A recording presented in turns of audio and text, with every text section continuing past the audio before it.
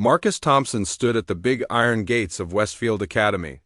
His hands shook a little as he looked up at the tall brick buildings. Everything looked so clean and perfect. The grass was cut just right. The windows sparkled in the morning sun. Even the walkways looked like someone had scrubbed them with a toothbrush. He took a deep breath and walked through the gates. His old sneakers made squeaky sounds on the shiny floor. The sound echoed in the long hallway.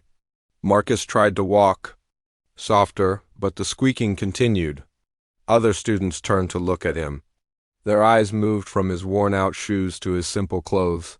Then they looked away and whispered to each other. Marcus had been in foster care since he was 8 years old. He had lived in 12 different homes. Some were okay. Some were not so good. But in every home, he found a way to play music. Sometimes it was an old piano in a church. Sometimes it was a keyboard at school. Music was the one thing that never left him. 3 months ago, everything changed. Marcus had played piano at a school talent show. A teacher recorded it on her phone. She sent the video to her friend who worked at Westfield Academy. That friend showed it to the music department. 2 weeks later, Marcus got a letter. Westfield Academy wanted to give him a full scholarship. Mrs. Rodriguez, his social worker, could not believe it. "Marcus, do you know what this means?" she had said. "Westfield Academy is one of the best schools in the state. Rich kids go there. Kids whose parents are doctors and lawyers and business owners." Marcus knew it was a big deal. But he also knew he was different from those kids. He had no fancy clothes. He had no money. He only had his music and his dream to study at a real music school someday. Now he was here, walking through halls that smelled like expensive cleaning products. The walls were covered with pictures of famous people who had gone to this school. Lawyers, doctors, politicians, and business leaders smiled down at him. Marcus wondered if any of them had been foster kids. He doubted it. "You must be Marcus Thompson," a voice made him turn around. A woman with short gray hair and kind eyes walked toward him. She wore a blue dress and carried a folder. "I am Mrs. Patterson, the student coordinator. Welcome to Westfield Academy." "Thank you," Marcus said. His voice sounded small in the big hallway. "Let me show you around," Mrs. Patterson said. She began walking, and Marcus followed. "This is the main building. It was built in 1892. We have about 400 students here. Most of them have been with us since kindergarten." They walked past classrooms with large windows. Marcus could see students sitting at wooden desks. The teachers wore nice clothes and spoke in calm voices. Everything looked so different from his old public school. There, the desks were plastic and the walls had cracks. Here, even the chalkboards looked expensive. "The students here work very hard," Mrs. Patterson continued. "We expect a lot from everyone, but I think you will do well. Your music teacher from your old school spoke very highly of you." Marcus nodded. Mr. Garcia had been the best teacher he ever had. Mr. Garcia stayed after school to help Marcus practice. He let Marcus use the school piano even on weekends. When Marcus told him about Westfield Academy, Mr. Garcia had tears in his eyes. "You deserve this chance, Marcus," Mr. Garcia had said. "You have more talent in your little finger than most people have in their whole body. Do not let anyone make you feel like you do not belong there." But as Marcus walked through Westfield Academy, he felt like he stuck out like a sore thumb. The other students looked so confident. They walked with their backs straight and their chins up. They talked about ski trips and summer houses. Marcus had never been skiing. He had never even seen the ocean. "This is the dining hall," Mrs. Patterson said, opening a door. The room was huge with long wooden tables and high ceilings. Students sat in groups, eating food that looked like it came from a fancy restaurant. Marcus thought about the free lunch he used to get at his old school. It was usually a sandwich and some fruit. This looked like a 5-star hotel. A group of students at a nearby table stopped talking when they saw Marcus. One girl with blonde hair and expensive-looking clothes stared at him for a long moment. Then she leaned over and whispered something to her friends. They all looked at Marcus and giggled. Marcus felt his face get hot. He knew they were talking about him. He could guess what they were saying. The scholarship kid? The foster kid? The one who did not belong. Do not worry about them, Mrs. Patterson said quietly. She had noticed the staring too. Some of our students take time to warm up to new people, but you will make friends. I am sure of it. Marcus was not so sure. He had been the new kid many times before. It was never easy. But this felt different. This felt harder. At his old schools, most kids were like him. They did not have much money. Their parents worked regular jobs. Here, he felt like he was from a different planet. They continued the tour. Mrs. Patterson showed him the library, which was bigger than most of the houses he had lived in. She showed him the computer lab, where every student had their own laptop. She showed him the gym, which had equipment that looked brand new. And now, Mrs. Patterson said with a smile, let me show you the best part. They walked down another hallway. This one was quieter than the others. At the end of the hall, Mrs. Patterson opened a door. Marcus gasped. It was the music room. But it was not like any music room he had ever seen. The ceiling was high, with windows that let in lots of light. There were music stands and chairs set up for an orchestra. Along the walls were cases full of instruments. Violins, flutes, trumpets, and more, but in the center of the room sat the most beautiful piano Marcus had ever seen. It was black and shiny like a mirror. The bench was covered in soft leather. Even from across the room, Marcus could tell it was special. That is our Steinway grand piano, Mrs. Patterson said. It is worth more than most people's cars. Would you like to try it? Marcus walked toward the piano like he was in a dream. His fingers reached out to touch the keys. They felt smooth and perfect under his hands. He pressed one key, then another. The sound was pure and rich. It filled the whole room. Without thinking, Marcus began to play. It was a piece by Chopin that he had learned by heart. His fingers moved across the keys like they had a mind of their own. The music flowed out of the piano and wrapped around the room like a warm blanket. When he finished, Marcus looked up. Mrs. Patterson was smiling, but she had tears in her eyes. A few other people had come into the room while he was playing. A teacher in a suit stood by the door, nodding his head. 2 students peeked in from the hallway. That was beautiful, Marcus, Mrs. Patterson said. I think you are going to do just fine here. For the first time since walking through those iron gates, Marcus smiled. Maybe he was different from the other students. Maybe he did not have fancy clothes or rich parents. But when he sat at that piano, none of that mattered. The music was the same. The feeling was the same. And maybe, just maybe, that would be enough. Marcus could not sleep that first night. He lay in his small bed at the group home and thought about the beautiful piano. He had played many pianos before, but nothing like that Steinway. It felt like the piano was alive. When he pressed the keys, the piano seemed to understand what he wanted to say. The next morning, Marcus woke up early. He ate a quick breakfast of cereal and toast. Then he took the bus to Westfield Academy. The other students on the bus looked at him with curious eyes. He was the only one wearing clothes from a thrift store. But Marcus did not care. He was thinking about the music room. His first class was English. The teacher, Mr. Williams, seemed nice enough, but Marcus had trouble paying attention. He kept thinking about the piano. During math class, he drew music notes in the margins of his notebook. In history class, he tapped rhythms on his desk with his pencil. Finally, lunchtime came. Most students went to the dining hall.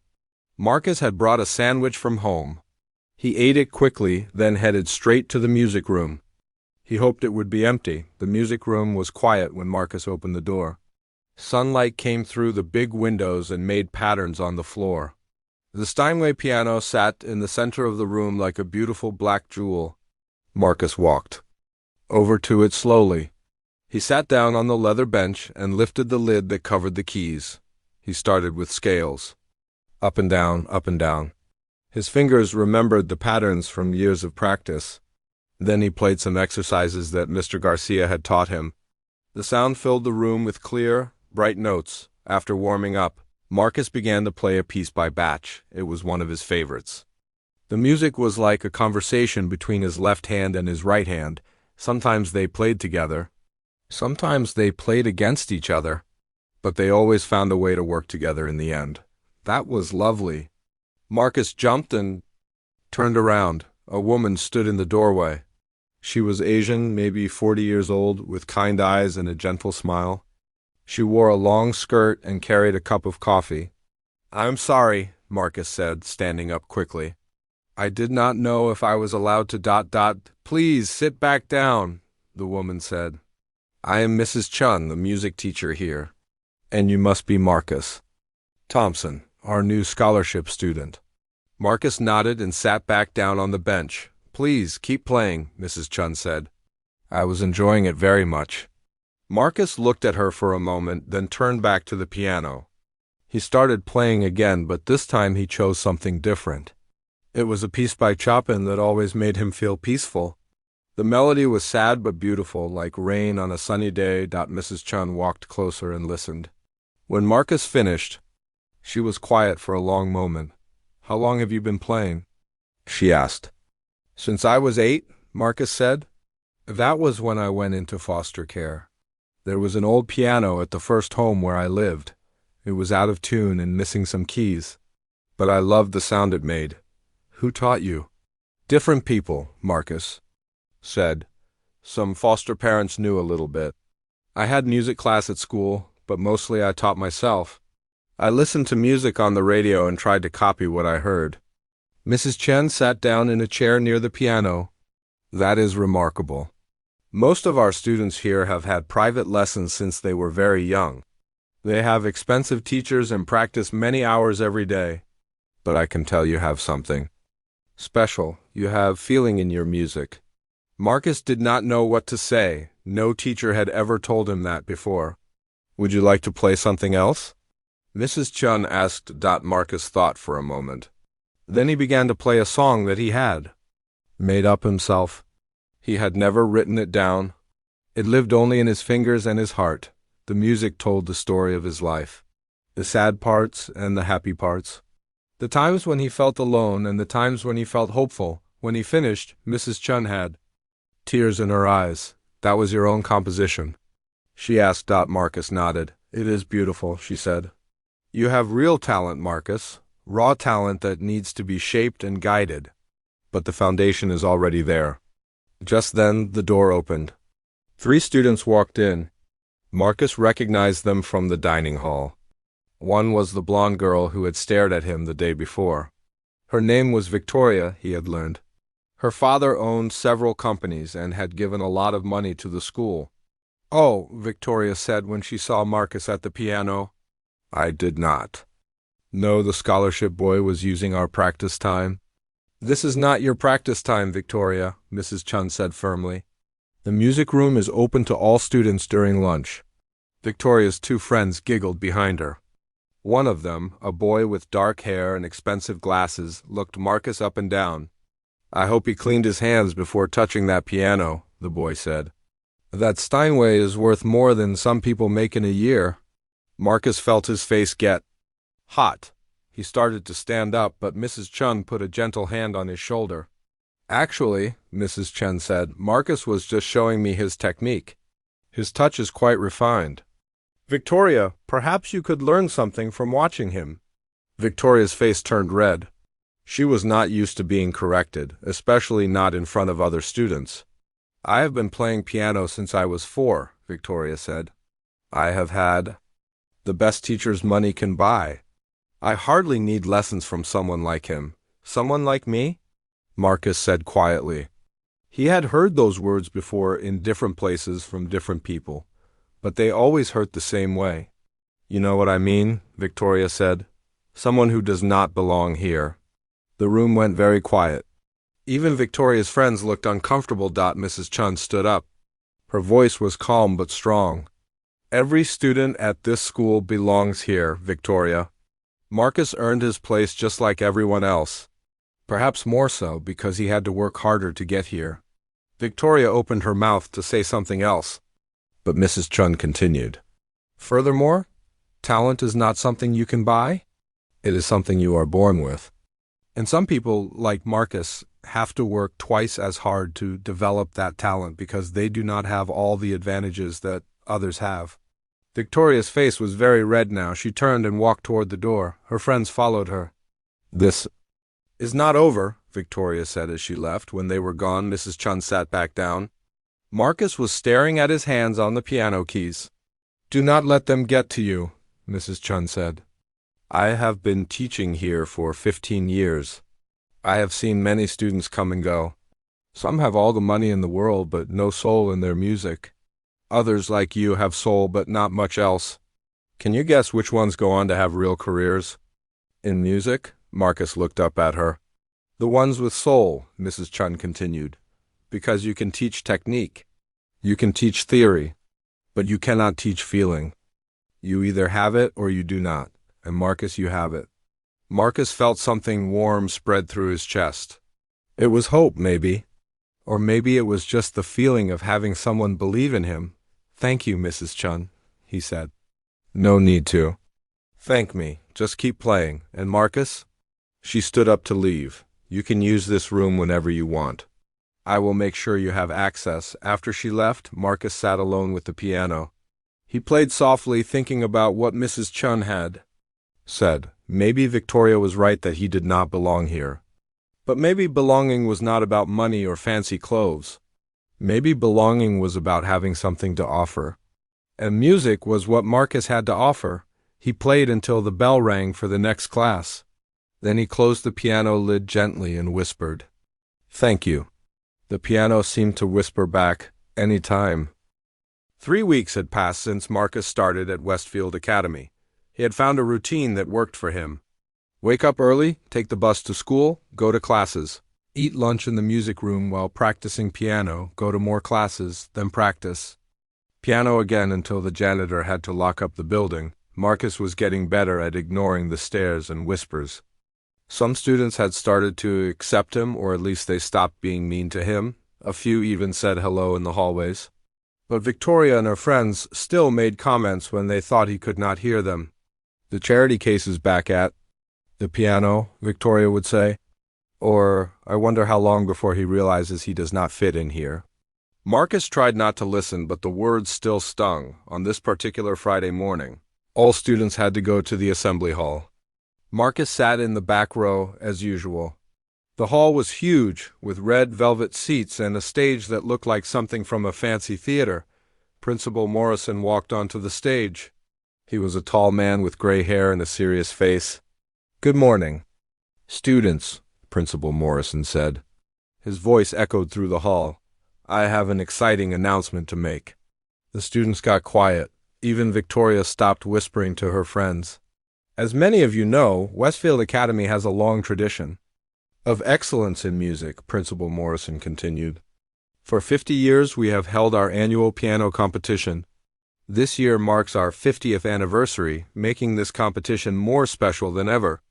Marcus felt his heart start to beat faster. A piano competition. He had never been in a real competition before. "The winner of this year's competition will receive several prizes," Principal Morrison said. "First, a trophy that will be displayed in our trophy case. Second, their name will be added to the plaque of champions in the music room. And third, most importantly, a full scholarship to any music conservatory of their choice." The hall erupted. In excited whispers, Marcus could barely breathe. A scholarship to a music conservatory, that was his dream. He had always wanted to study music at a real music school, but he knew it was impossible. Those schools cost more money than he would ever have. But now, maybe, there was a chance. "The competition will be held in 4 weeks. Principal Morrison continued. "Any student may enter. You will perform one piece of your choice, no longer. Then 10 minutes. A panel of judges from the State Music Board will decide the winner." Marcus closed his eyes and imagined himself on that stage, playing the beautiful Steinway piano. He could almost hear the music filling the hall. When he opened his eyes, he saw Mrs. Chun looking at him from across the hall. She gave him a small nod and a smile after the assembly. Students poured out of the hall, talking excitedly about the competition. Marcus heard Victoria's voice above the others. "Of course I am going to win. Victoria was saying to her friends. I have been preparing for this my whole life. My private teacher says I am ready for Carnegie Hall. What piece will you play? Asked her friend Sarah. Rachmaninoff Piano Concerto No. 2, Victoria said proudly. It is one of the hardest pieces ever written. No one else in this school can play it. Marcus had heard of that piece. It was very difficult. He had tried to play parts of it before, but it required more skill than he had. Victoria was probably right that she was the only student who could play it well. I heard that new kid might enter, said James, Victoria's other friend. Victoria laughed, but it was not a nice laugh. Marcus? Please. He might be able to play. Simple songs, but this is a real competition. This requires years of proper training, not just fooling around on an old piano. Marcus felt his face get hot. He wanted to say something, but he did not know what. Instead, he walked away quickly and headed for the music room. Mrs. Chen was already there when he arrived. She was organizing sheet music on her desk. I saw your face during the assembly, she said without looking up. You want to enter the competition. It was not a question, so Marcus just nodded. Good, Mrs. Chen said. You should enter. You have as much right as anyone else. But Victoria's right, Marcus said. I do not have proper training. I cannot play pieces like Rachmaninoff. Mrs. Chen stopped organizing and looked at him. Marcus, let me tell you something about competitions. They are not about playing the hardest piece. They are about playing with feeling and skill. A simple piece played with heart will always beat a hard piece played without soul. What should I play? Marcus asked. Mrs. Chen thought for a moment. What piece means the most to you? What piece tells your story? Marcus knew the answer immediately. Chopin Ballade No. 1 in G minor. Double quotes. Mrs. Chen smiled. That is a perfect choice. It is beautiful, it is challenging enough to show your skill, and it has the kind of emotion that judges love. But more importantly, I have heard you play it. You play it like you understand every note. Do you really think I have a chance? Marcus asked. I think you have more than a chance, Mrs. Chen said. But you will need to practice harder than you have ever practiced before.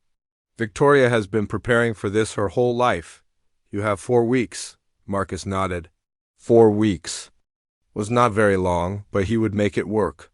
He had to, over the next few days, word spread through the school about who was entering the competition. Besides Victoria, there were 8 other students. Most of them came from wealthy families and had been taking private lessons for years. Marcus was the only scholarship student entering. The reactions from other students were mixed. Some seemed excited to see what Marcus could do. Others, especially Victoria's friends, made jokes about him embarrassing himself. Marcus tried not to listen, but it was hard. I heard he is playing Chopin, Sarah said one day in the hallway. How cute. Victoria is playing Rachmaninoff, and he is playing nursery rhymes. Someone should tell him this is not a talent show at a public school, James added. This is serious music. Marcus walked faster and tried to ignore them. But their words stayed in his head. Maybe they were right. Maybe he was in over his head. That afternoon, Marcus went to the music room as usual. But when he got there, he found Victoria at the piano. She was playing the Rachmaninoff piece she had mentioned. Her fingers flew across the keys with perfect technique. The music was fast and complicated and very impressive. When she finished, Victoria looked up and saw Marcus standing in the doorway. Oh, it is you, she said. I suppose you want to use the piano now. I can wait, Marcus said quietly. Victoria stood up and gathered her sheet music. You know, Marcus, I almost feel sorry for you. You do not realize what you are getting yourself into. This competition is not for amateurs. I am not an amateur, Marcus said, surprising himself with how strong his voice sounded. Victoria laughed. Really? How many competitions have you won? How many years of training do you have? What conservatory did your teacher graduate from? Marcus could not answer any of those questions, and Victoria knew it. That is what I thought, Victoria said. Look, I am not trying to be mean. I am just trying to save you from embarrassing yourself. There will be important people in the audience. Music teachers from colleges, parents who donate money to the school, Maybe even people from the newspaper. Do you really want them to see you fail? Marcus looked at the piano, then back at Victoria. I am entering the competition, he said. Victoria shrugged. Your choice. But do not say I did not warn you. After she left, Marcus sat down at the piano. His hands were shaking a little. Victoria's words echoed in his head. Maybe she was right. Maybe he was just setting himself up to fail, but then he remembered what Mrs. Chun had said. This was not about playing the hardest piece. It was about playing with feeling. And Marcus had plenty of feeling. He began to play the Chopin Ballade. The music started soft and gentle, like a whisper. Then it grew stronger and more passionate. The melody told a story of struggle and hope, of sadness and joy. It was the story of Marcus's life. As he played, Marcus felt his confidence return. Victoria might have better technique. She might have years of expensive lessons. But she had never lived in 12 different foster homes. She had never had to fight for everything she had. She had never had to find hope in the darkest places. Music was Marcus's language. It was how he spoke to the world. And in 4 weeks, he would have a chance to show everyone what he had to say. The competition would not be easy. Marcus knew that. But for the first time since the announcement, he truly believed he could win. Not because he was the best technical player, but because he had something that could not be taught or bought. He had heart. And sometimes that was enough. The days leading up to the competition flew by like pages in a book. Marcus practiced every free moment he had. He came to school early and stayed late. His fingers were getting stronger and his timing was getting better. Mrs. Chun worked with him after classes, helping him with the difficult parts of the Chopin piece. Remember, she would say, the music must breathe. Do not rush through the fast parts. Let each note have its moment. Marcus listened carefully to everything she taught him. He practiced the same passages over and over until they felt natural. Slowly he could feel himself improving. The piece was becoming part of him, but as the competition got closer, Marcus noticed things changing around the school. Other students whispered more when he walked by. Some teachers looked at him with worried faces. Even Mrs. Patterson, who had been so kind on his first day, seemed nervous when she talked to him. 1 week before the competition, Marcus arrived at school to find a crowd of students gathered near the main office. They were reading something on the bulletin board. Marcus walked over to see what was so interesting. It was a newspaper article about the competition. The headline read, Westfield Academy Piano Competition to feature guest judges from State Music Board. Below that was a picture of the school and a list of the students competing. Marcus found his name at the bottom of the list. Next to it, someone had written, Marcus Thompson, scholarship student. All the other names just had their grade levels listed. I wonder why they had to mention that you are a scholarship student, said a voice behind him. Marcus turned around. It was David Chun, Mrs. Chun's nephew. David was a quiet boy who played violin in the school orchestra. He was one of the few students who had been nice to Marcus from the beginning. Maybe they think it makes the story more interesting, Marcus said, trying not to sound upset. Or maybe someone wanted to make sure people knew you were different, David said. His voice was quiet, but Marcus could hear the anger in it. That afternoon, Marcus went to the music room for his usual practice time. But when he opened the door, he stopped in shock. The beautiful Steinway piano was gone. In its place sat an old upright piano that Marcus had never seen before. The piano was much smaller than the Steinway. Its black paint was scratched and faded. Some of the white keys were yellow with age. Marcus walked over to it slowly and pressed one of the keys.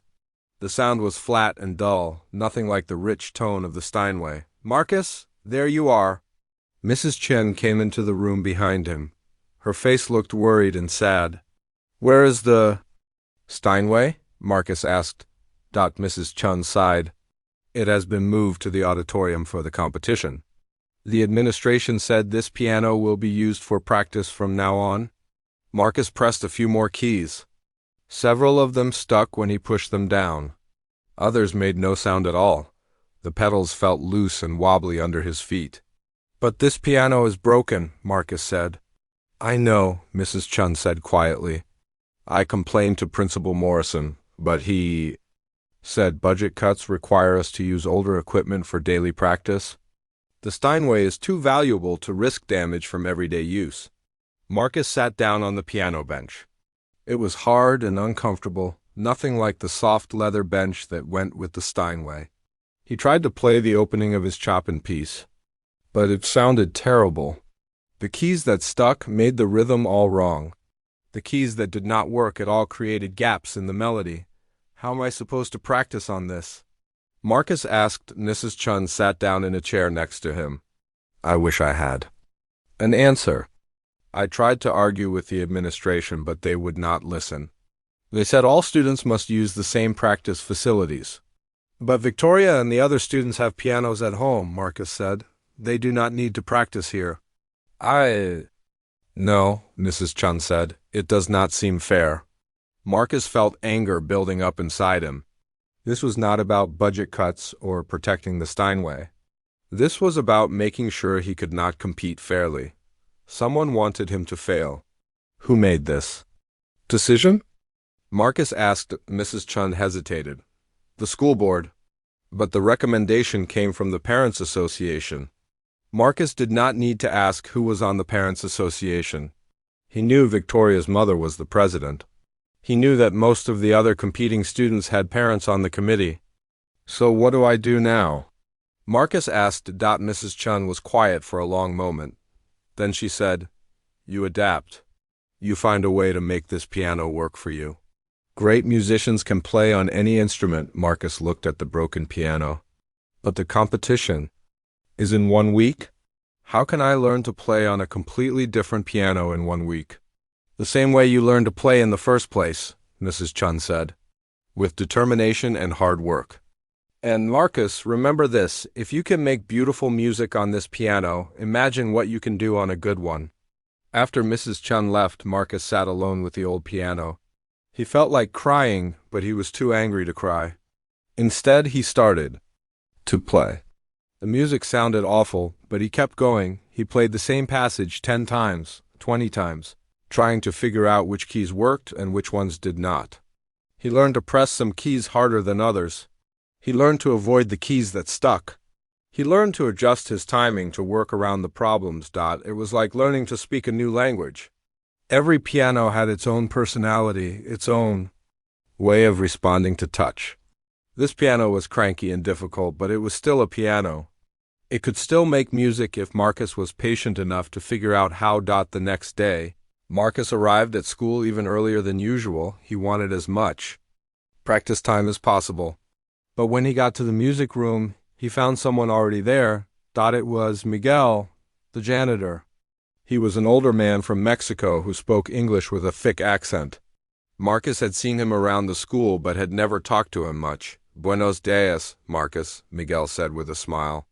You are here early today. I need to practice, Marcus said. The competition is soon? Miguel nodded toward the old piano. This piano, it is not so good, Verdad? No, Marcus said. It is terrible. Miguel walked over to the piano and pressed a few keys. My grandmother, she had a piano like this when I was a boy in Guadalajara. Old, broken, but still a piano. You know what she used to tell me? Marcus shook his head. She said, Mio, music does not come from the piano. Music comes from the heart. The piano is just how the heart speaks to the world. Miguel pressed one of the broken keys again. Maybe this piano cannot speak very well. But if your heart has something important to say, people will listen anyway. Marcus thought about Miguel's words as he practiced that day. Maybe the piano was broken, but his heart was not broken. His heart had plenty to say. That evening, Marcus stayed later than usual. The school was almost empty when Miguel came to clean the music room. Still here, eh? Miguel said. You work very hard. I have to, Marcus said. Everyone else has advantages that I do not have. This is my only chance. Miguel stopped mopping and looked at Marcus. Can I tell you something? I have been working at this school for 8 years. I have heard many students play piano. Some are very good technically. They play all the right notes at the right time. But they sound like robots, no feeling. Miguel sat down in one of the chairs. But when you play, even on this broken piano, I stop what I'm doing to listen. Because you play like the music matters, like it is part of your soul. But what if that is not enough? Marcus asked. What if the judges only care about technical skill? Then they are not very good judges, Miguel said with a smile. But I think you will surprise yourself, and you will surprise them too. Over. The next few days, Marcus practiced harder than he had ever practiced in his life. He learned every quirk of the old piano. He memorized which keys stuck and for how long. He figured out how to make the weak keys sound stronger and how to make the loud keys sound softer. It was not easy. Some days he felt frustrated and wanted to give up, but every time he thought about quitting, he remembered why he was doing this. This competition was his chance to prove that he belonged at Westfield Academy. More than that, it was his chance to win a scholarship to music school. 3 days before the competition, Marcus overheard a conversation that made his blood run cold. He was walking past the principal's office when he heard voices through the open door. Are you sure this is wise? Principal Morrison was saying, if anyone finds out that we deliberately sabotaged the practice piano... No one will find out? Said a woman's voice that Marcus recognized as Mrs. Blackwood, Victoria's mother. And we are not sabotaging anything. We are simply ensuring that all students have equal access to practice facilities. But the boy has been practicing on a broken piano for a week, Principal Morrison said. That is unfortunate, Mrs. Blackwood said. But surely you understand that this competition reflects on the entire school. We cannot have our reputation damaged by an unprepared performer. Marcus felt sick to his stomach. They had broken the piano on purpose. They wanted him to fail, but instead of discouraging him, the conversation made Marcus more determined than ever. They thought they could stop him with a broken piano. They thought they could intimidate him into giving up. They were wrong. Marcus walked to the music room with his head held high. He sat down at the old piano and began to play. The music that came out was not perfect, but it was real. It was honest. It was his. In 3 days he would show them what he could do. Broken piano or not, he was ready. The night before the competition, Marcus could not sleep. He lay in his bed at the group home, staring at the ceiling. His mind kept going over every note of the Chopin piece. He had practiced it so many times on the broken piano that he could play it with his eyes closed, but tomorrow he would have to play on the Steinway again. He had not touched that beautiful piano in over a week. What if his fingers had gotten used to the broken keys? What if he could not adjust back to a proper piano? Marcus got up and looked out his window. The moon was bright and full. Somewhere across town, Victoria was probably sleeping peacefully in her big house, confident that tomorrow would bring her an easy victory. She had no idea what Marcus had been through to get ready for this competition. The next morning, Marcus woke up before his alarm clock rang. He got dressed carefully in his best clothes. They were not expensive, but they were clean and neat. Mrs. Rodriguez had helped him pick them out at a thrift store. She said he looked very handsome and professional. Remember, Marcus, Mrs. Rodriguez had said, you earned your place in this competition. Do not let anyone make you feel like you do not deserve to be there. Marcus ate a small breakfast, but his stomach was too nervous to hold much food. He caught the bus to school earlier than usual. The building looked different somehow, more important. Today was the day that would change everything. The competition was scheduled for 2 o'clock in the afternoon. That gave Marcus time for one last practice session. He went straight to the music room, hoping to spend some quiet time with the old piano before the real performance. But when he opened the door, he found Mrs. Chun waiting for him. She looked worried and excited at the same time. Marcus, I've been thinking about today, she said. I want you to remember something very important. No matter what happens, you have already won something valuable. What do you mean? Marcus asked. You have proven to yourself that you can compete with anyone, Mrs. Chun said. A month ago, you were just a new student trying to fit in. Now you are a serious musician preparing for a real competition. That change happened because of your hard work and determination. Marcus sat down at the old piano. His fingers found the keys automatically and began playing a gentle warm-up exercise. "Mrs. Chun," he said, "can I ask you something?" "Of course." "Do you really think I can win today?" Mrs. Chun was quiet for a moment. Then she said, "I think you have the talent to win. I think you have the heart to win, but competitions are unpredictable. Sometimes the best performer does not win because of politics or prejudice or just plain bad luck." "So you do not think I will win?" Marcus said sadly. "I did not say that," Mrs. Chun said quickly. "What I'm saying is that winning is not the only way to succeed. If you go out there and play your best, if you show those judges what you are capable of, then you have already accomplished something amazing." Marcus nodded, but he still felt nervous. He wanted to win more than anything he had ever wanted in his life. "There is something else I want to tell you," Mrs. Chun said. "Yesterday, I spoke with the judges who will be evaluating the competition. I wanted to make sure they understood the format and rules." "What did they say?" "They were very interested to hear about you. When I told them about your background and how hard you have worked, they seemed impressed. One of them said that the most memorable performances often come from students who have overcome challenges." This made Marcus feel a little better. Maybe the judges would appreciate his story, not just his playing. "Now," Mrs. Chun said, "I want you to practice one more time. But do not worry about the broken keys or the stuck pedals. Just play the music and feel the emotion. That is what the judges need to hear." Marcus began playing the Chopin Ballade from the beginning. As always, some keys stuck and some made no sound.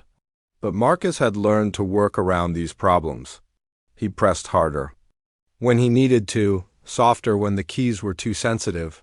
He adjusted his timing to make up for the delays. As he played, something wonderful happened. The music began to sound beautiful despite the piano's problems. Marcus realized that all his practice on this difficult instrument had made him a better player. He had learned to listen more carefully, to control his touch more precisely, to feel the music more deeply. "That was magnificent," Mrs. Chun said when he finished. "I have never heard you play with such control and expression." Marcus looked at his hands on the yellowed keys. "This piano taught me things that the Steinway could not teach me." "What do you mean?"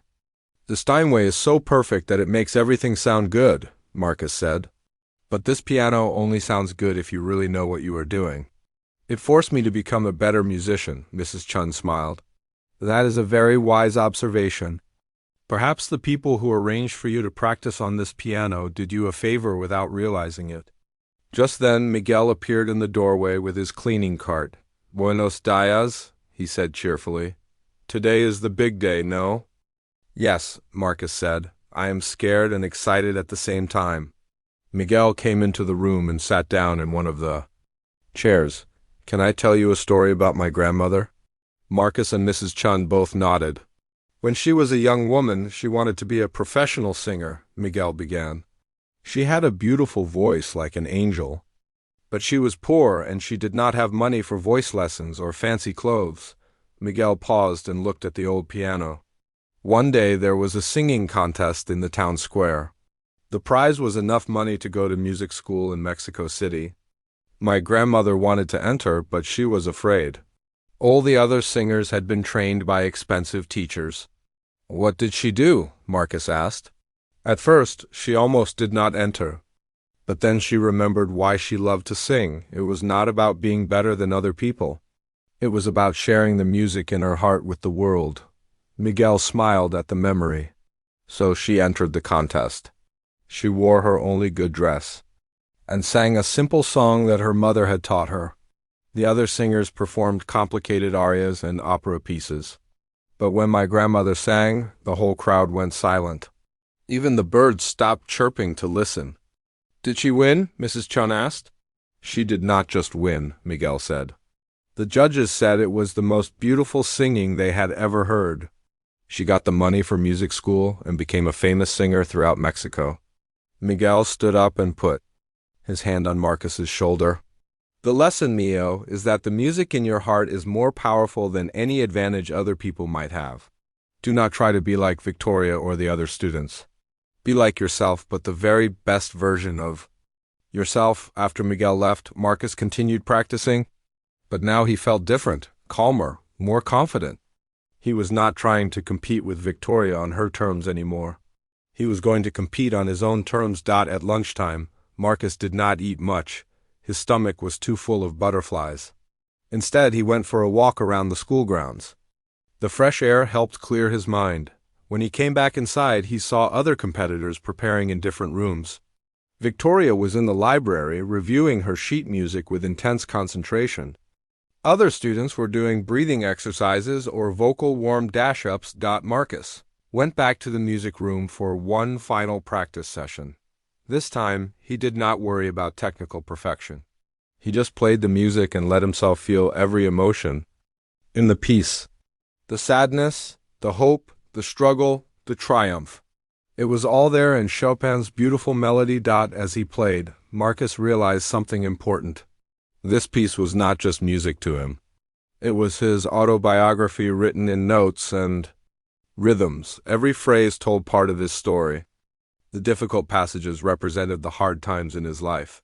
The beautiful melodies represented the moments of joy and hope. When he finished playing, Marcus felt ready. Not just ready to perform, but ready to share his story with the world. Win or lose, he was going to give everything he had. The clock on the wall showed 1:30. In 30 minutes, the competition would begin. Marcus closed the piano lid gently and whispered, "Thank you for teaching me so much." Then he walked toward the auditorium, ready to face whatever came next. His heart was beating fast, but it was beating with excitement now, not fear. He had worked harder for this moment than for anything else in his life. It was time to show the world what Marcus Thompson could do. The auditorium was buzzing with excitement when Marcus walked in. He had never seen it so full of people. Parents in expensive suits and dresses filled the red velvet seats. Teachers sat in the front rows, whispering to each other and checking their programs. Even some students who were not competing had come to watch. Marcus looked around for a familiar face and spotted Mrs. Rodriguez sitting near the back. She waved at him and gave him a thumbs up. Miguel was there too, wearing his best shirt instead of his janitor uniform. Mrs. Chun sat with the other teachers, but she caught Marcus's eye and nodded encouragingly. The stage looked magnificent. Red curtains hung from the ceiling and bright lights made everything sparkle. In the center of the stage sat the beautiful Steinway piano that Marcus had not touched in over a week. It looked even more impressive under the stage lights.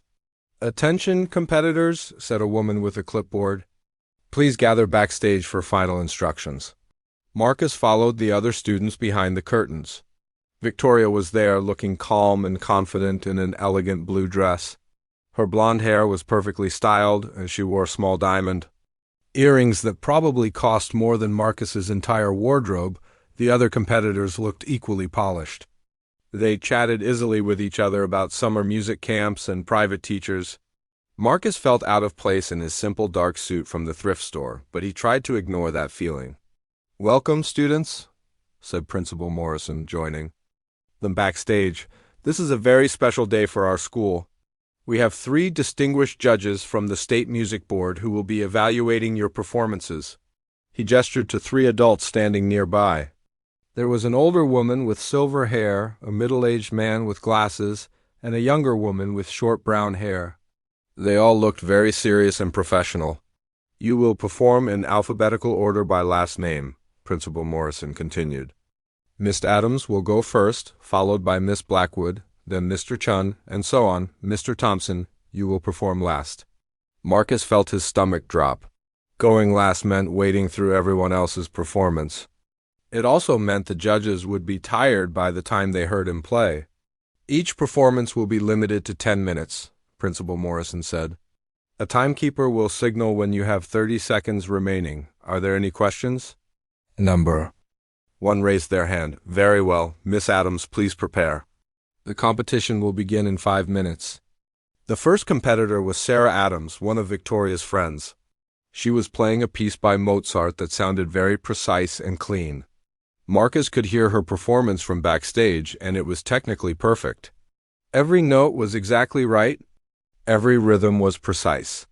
But somehow it sounded cold to Marcus, like a computer playing music instead of a human being. Next came Victoria. She walked onto the stage with complete confidence, her head held high. She sat at the Steinway, adjusted the bench, and began playing her Rachmaninoff concerto. Marcus had to admit that Victoria was an excellent pianist. Her fingers flew across the keys with incredible speed and accuracy. The music was complex and impressive, full of dramatic flourishes and powerful chords. The audience was clearly amazed by the technical difficulty of what she was playing, but as Marcus listened, he noticed something. Victoria was playing the notes perfectly, but she was not playing the music. She was showing off her technical skills rather than expressing emotion.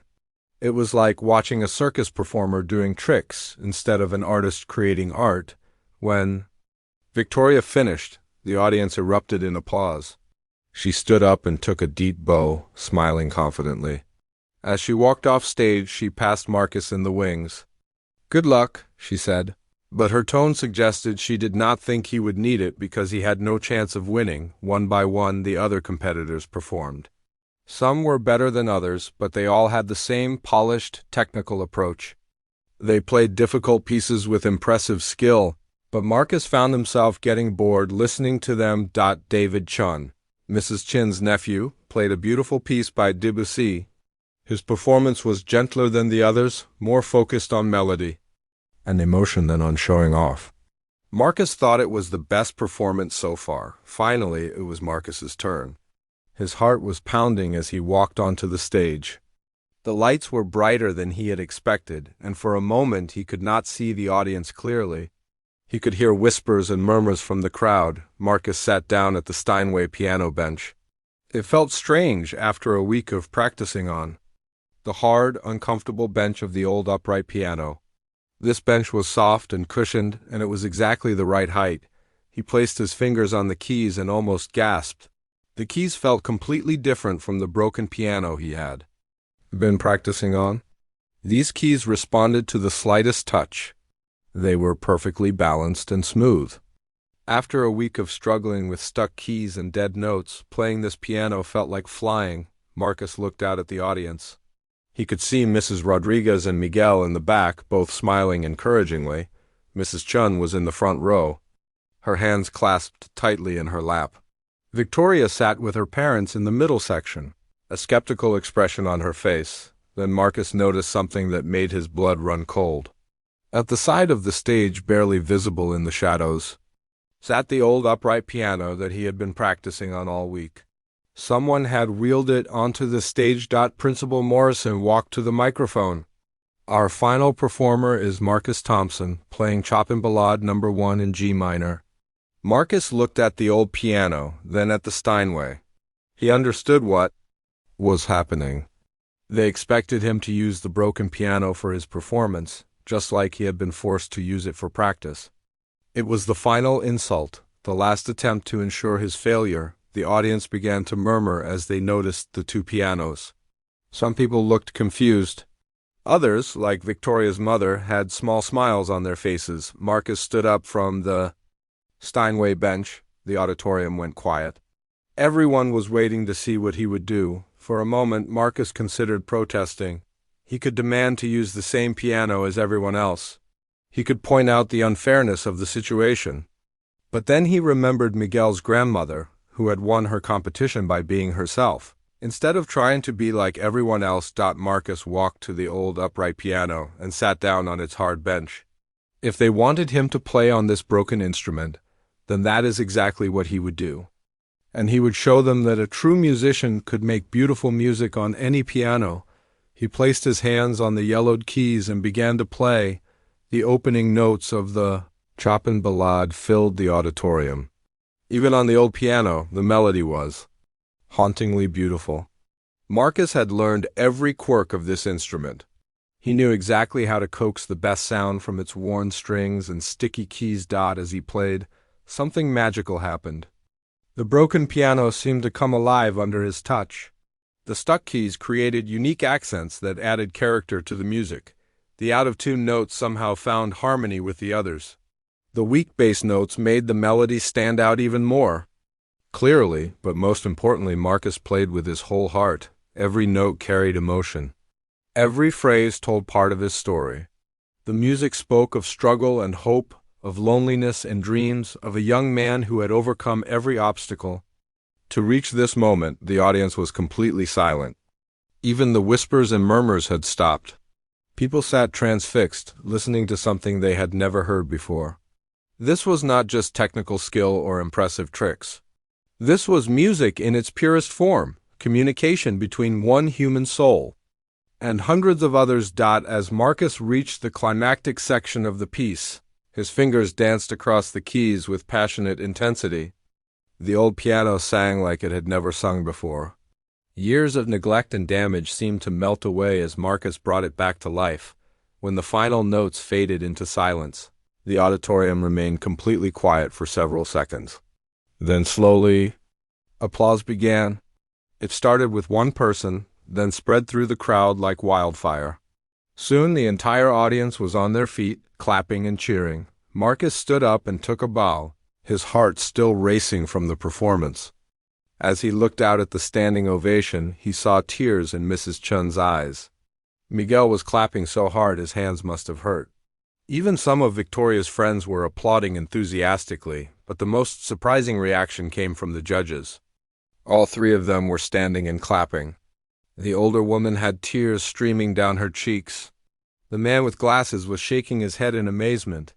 The younger woman was writing furiously in her notebook. Marcus walked off the stage feeling like he was floating on air. He had done it. He had played his heart out and shared his story with the world. Win or lose, he had given everything he had. Now all he could do was wait for the judge's decision. Backstage, Marcus sat on a folding chair and tried to catch his breath. His hands were still shaking from the adrenaline of performing. The other competitors stood around in small groups, talking quietly about the performances they had just heard. Victoria approached him, her expression unreadable. For a moment, Marcus thought she might say something mean about his choice to use the old piano. Instead, she surprised him. That was ... She paused, searching for words. That was not what I expected. What do you mean? Marcus asked. Victoria sat down in the chair next to him. I have been playing piano since I was 4 years old. I have had the best teachers, the best instruments, the best everything, but I have never heard anyone play like that. Marcus did not know what to say. This was the first time Victoria had spoken to him without sarcasm or cruelty in her voice. How did you make that old piano sound so good? Victoria asked. I practiced on it every day for a week, Marcus said. I learned how to work with it instead of fighting against it. Victoria was quiet for a moment. I could never do that. If someone gave me a broken piano, I would demand a better one. I would complain to my parents and have them call the school board. I did not have that choice, Marcus said simply. I know, Victoria said. She looked uncomfortable, like she was realizing something she did not want to face. My mother, she was involved in the decision to move the practice piano. She said it was about fairness, but I think... Victoria stopped talking and looked down at her hands. You think what? Marcus prompted gently. I think she was scared, Victoria admitted. Scared that you might actually be better than me?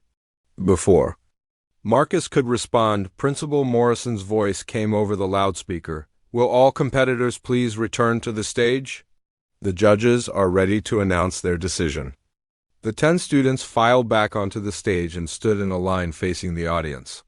Marcus found himself between David Chun and a girl named Emily who had played a Beethoven sonata. His heart was beating so fast he was sure everyone could hear. The 3 judges sat at a table in front of the stage. They had been deliberating for 20 minutes, which felt like 20 hours to Marcus. Now they looked ready to share their decision with the crowd. The older woman with silver hair stood up. She had kind eyes and a gentle smile. When she spoke, her voice carried easily through the auditorium. Ladies and gentlemen, students and faculty, thank you for attending the 50th Annual Westfield Academy Piano Competition. The judges have had the difficult task of evaluating 10 truly talented young musicians. She paused and looked along. the line of competitors. Each performer demonstrated skill and dedication that reflects well on this institution. However, one performance stood out as truly exceptional. Marcus felt dizzy.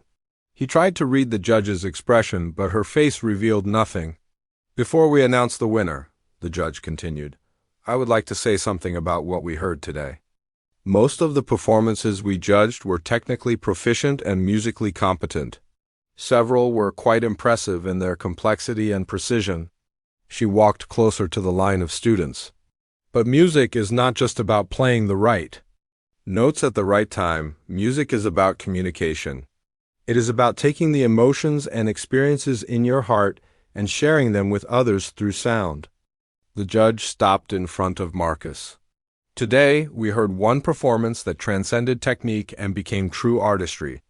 We heard a young man take a piece of music and make it his own. We heard him tell his story through Chopin's beautiful melodies." Marcus's knees felt weak. Was she talking about him? "Furthermore," the judge said, turning to address the audience, "we were amazed by this student's ability to create beauty from imperfection. The piano he chose to play was clearly not in optimal condition. Another performer might have seen this as an obstacle, but this young man saw it as an opportunity to demonstrate that music comes from the heart, not from the instrument." A murmur went through the audience. Some people looked confused, while others nodded in understanding. The judge returned to her table and picked up a golden trophy. "The winner of the 50th Annual Westfield Academy Piano Competition and recipient of a full scholarship to the music conservatory of his choice is Marcus Thompson." For a moment, Marcus could not believe what he had heard. The words seemed to echo in his head. Marcus Thompson. Marcus Thompson. Marcus Thompson. Then the audience erupted. People stood up and clapped so loudly that Marcus could feel the sound vibrating in his chest. He saw Mrs. Rodriguez jumping up and down in the back row. Miguel was wiping tears from his eyes. Mrs. Chun was clapping with her hands over her head. Marcus walked forward on unsteady legs to accept the trophy. It was heavier than he had expected, and the gold surface reflected the stage lights like a small sun. "Congratulations, Marcus," the judge said, shaking his hand. "That was one of the most moving performances I have heard in 30 years of judging competitions." "Thank you," Marcus managed to say. His voice sounded strange to his own ears. The second judge, the man with glasses, stood up to address the audience. "I would like to add something," he said. "In all my years evaluating young musicians, I have rarely seen such raw talent combined with such emotional maturity. Marcus played like someone who truly understands what music is for." The third judge, the younger woman, also stood. What impressed us most was Marcus's choice to embrace the challenge rather than complain about it. When he saw that he would have to perform on a less-than-perfect instrument, he did not make excuses. He found a way to make that instrument sing. She looked directly at Marcus. "That kind of adaptability and creativity will serve you well in your musical career. The best musicians are not those who can only perform under perfect conditions. The best musicians are those who can create magic no matter what obstacles they face." As the judges spoke, Marcus looked out at the audience. Most people were still applauding and smiling, but he noticed that some faces looked uncomfortable or even angry. Victoria's mother sat with her arms crossed and a sour expression. A few other parents whispered angrily to each other, but Marcus did not care about the people who were upset. He cared about the people who were celebrating with him. Mrs. Rodriguez was crying happy tears. Miguel gave him a big thumbs up. Mrs. Chun looked prouder than if he had been her own son. Principal Morrison returned to the microphone. "Congratulations to all our competitors," he said, "and special congratulations to Marcus Thompson, our winner." His voice sounded strained, like he was forcing himself to say the words. Marcus suspected that Principal Morrison had hoped for a different outcome. "The scholarship that Marcus has won will cover full tuition, room and board, and expenses at any accredited music conservatory in the United States," Principal Morrison continued. "This is a tremendous opportunity that we hope Marcus will use wisely." After the formal ceremony ended, people began to leave the auditorium. But many stopped to congratulate Marcus on their way out. Students he had never spoken to came up to shake his hand. Teachers praised his performance. Even some parents who did not know him personally stopped to say kind words. David Chin was the first of his fellow competitors to congratulate him. "That was incredible, Marcus," David said. "I knew you were talented, but I had no idea you could play like that." "Thank you," Marcus said. "Your performance was beautiful too." "Not like yours," David said with a smile. "You made everyone else sound like we were just going through the motions." One by one, most of the other competitors came to congratulate Marcus. They seemed genuinely happy for him, which surprised Marcus. He had expected them to be jealous or resentful. Victoria was the last to approach him. She looked like she had been crying, but Marcus could not tell if they were tears of sadness or something else. "I owe you an apology," she said quietly. "For what?" "For everything. For the way I treated you. For the things I said. For ... She hesitated. "For what my mother did with the practice piano?" Marcus looked at her carefully. "You knew about that?" Victoria nodded. "I knew, and I did not stop it. I thought it would give me a better chance to win." She took a shaky breath. "But after hearing you play today, I realize that all the advantages in the world cannot make up for what you have." "What do I have?" Marcus asked. "Soul," Victoria said simply. "You have soul." As the auditorium emptied, Marcus found himself standing alone on the stage with his trophy. He walked over to the old upright piano and sat down on its hard bench one more time. "Thank you," he whispered to the piano. "Thank you for teaching me what I needed to know." The piano did not answer, of course, but somehow Marcus felt like it understood. Mrs. Chun appeared beside him. "How does it feel to be a champion?" she asked. Marcus looked at the trophy in his hands, then at the broken piano that had helped him win it. "It feels like the beginning," he said. "Like everything I have been working for is finally possible." "It is possible," Mrs. Chun said. "All of it. You have proven that talent and determination can overcome any obstacle." Marcus smiled. For the first time in his life, he truly believed that his dreams could come true. He was going to music school. He was going to become a professional musician. And it all started with a broken piano that taught him how to find beauty in imperfection. The competition was over, but Marcus's real journey was just beginning. 3 months after the competition, Marcus sat in his new dorm room at the Eastman School of Music in Rochester, New York. His small room was nothing fancy, but it was his own space. On his desk sat the golden trophy from Westfield Academy, catching the afternoon sunlight that streamed through his window. The past few months had been like a whirlwind. After winning the competition, everything changed for Marcus. Word of his victory spread beyond Westfield Academy. A local newspaper wrote an article about him called "Foster Kid Turns Broken Piano into Golden Opportunity." Then a bigger newspaper picked up the story. Soon, Marcus was getting phone calls from music teachers and talent scouts across the country. But the most important call came from Dr. Sarah Martinez, the admissions director at Eastman. She had heard about Marcus's performance and wanted to offer him additional scholarships beyond the competition prize. "Students like you are exactly what we are looking for," she had told him. "You have not just talent, but character." Now Marcus was actually here studying at one of the best music schools in the world. It still felt like a dream sometimes. A knock on his door interrupted his thoughts. Marcus opened it to find his roommate Jake holding a letter. "This came for you," Jake said. "Looks important." Marcus took the letter and saw the return address, Westfield Academy. He had not heard from anyone at his old school since graduation. His stomach tightened a little as he opened the envelope. The letter was from Mrs. Chun. "Dear Marcus," it read. "I hope you are settling in well at Eastman. I wanted to update you on some changes here at Westfield since your victory." Marcus sat down on his bed and continued reading.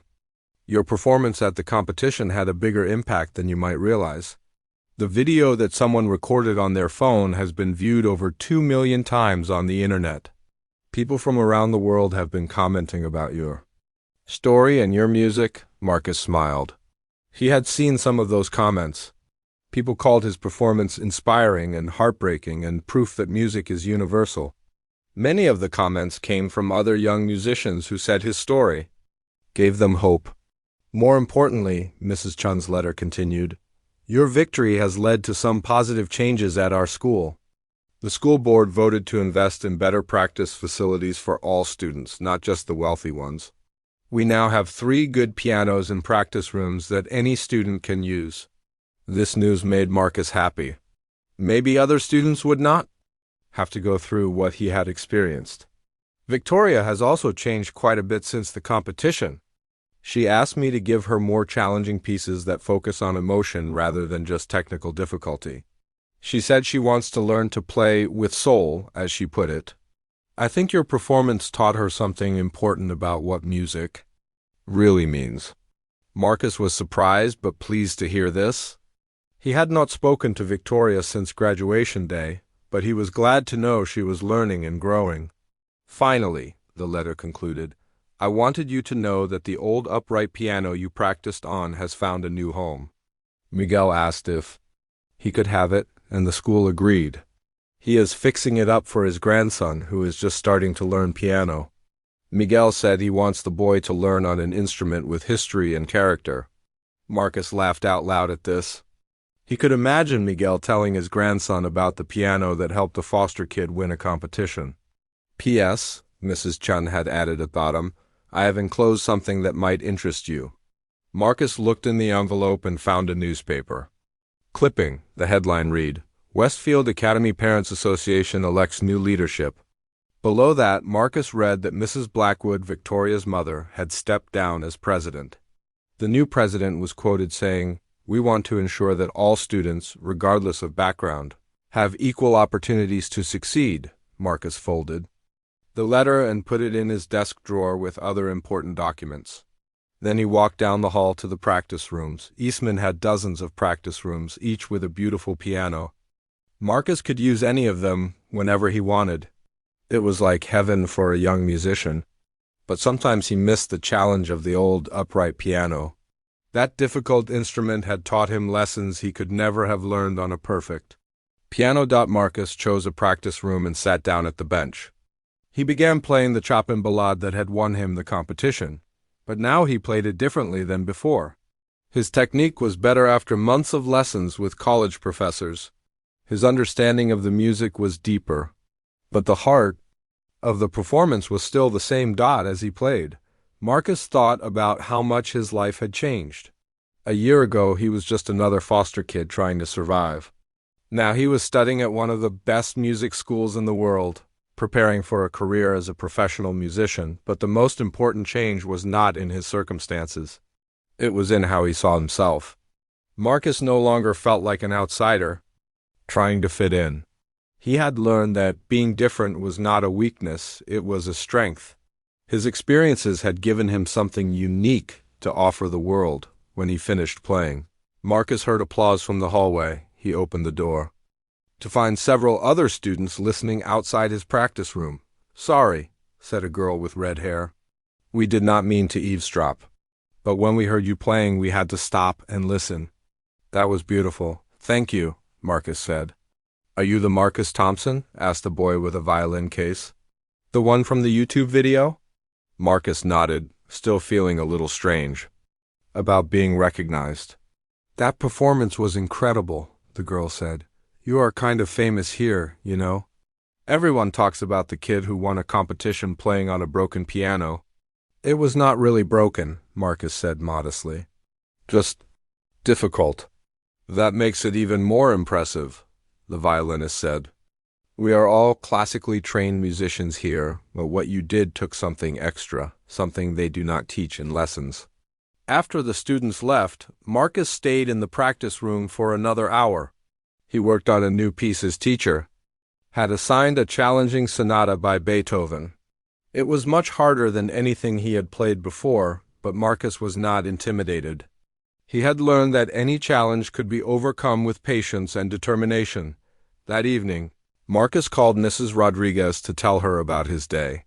She had been like a mother to him during his final months in foster care, and she called him every week to check on how he was doing. I am so proud of you, Marcus, she said. Do you remember what I told you on your first day at Westfield? You said I earned my place there, Marcus recalled. That is right. And now you have earned your place at Eastman, too. But more than that, you have earned the right to dream big dreams. What do you mean? Marcus asked. I mean, you have proven that where you come from does not determine where you can go, Mrs. Rodriguez said. Your story is going to inspire other kids like you, kids who think their circumstances make their dreams impossible. After hanging up the phone, Marcus walked to his window and looked out at the campus. Students were walking between buildings, carrying instrument cases and music books. Everyone here was pursuing their passion for music, just like him, but Marcus knew his journey was different from most of his classmates. They had grown up with advantages and opportunities that he never had. Their path to Eastman had been smoother and more direct. Marcus's path had been full of obstacles and setbacks, but those challenges had made him stronger and more determined. They had taught him that talent alone was not enough. You also needed perseverance, creativity, and the ability to find opportunity in difficulty.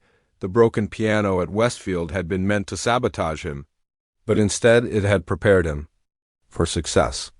It had forced him to develop skills and insights that he never would have gained on a perfect instrument. As Marcus prepared for bed that night, he thought about his future.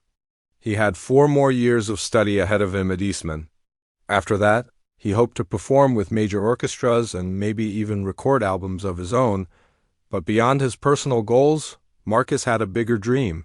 He wanted to start a program to help other disadvantaged kids discover music.